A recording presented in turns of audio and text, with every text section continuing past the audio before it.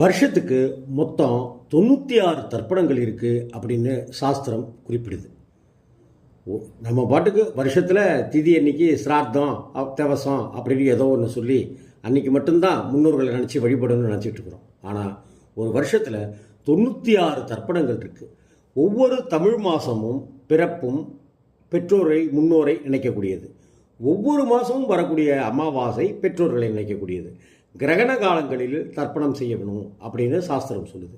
இப்படி 96 தர்ப்பணங்கள் இருக்குது. இந்த 96 தர்ப்பணங்களை ஒருவர் முழுசாக செஞ்சிட்டா அவங்களுக்கு மோட்சம் நிச்சயம். அதில் குறிப்பிடத்தக்க வகையில் அமாவாசைகளில் மறக்காமல் தர்ப்பணம் செஞ்சிட்டா நமக்கு புண்ணியம் உண்டு. ஏன்னா அமாவாசைங்கிறதே முன்னோர்களுக்கான நாள். சண்டே ஹாலிடே அப்படின்னு சொல்கிறது போல் அமாவாசை அப்படிங்கிறதே முன்னோர் டே, முன்னோருக்கான நாள்.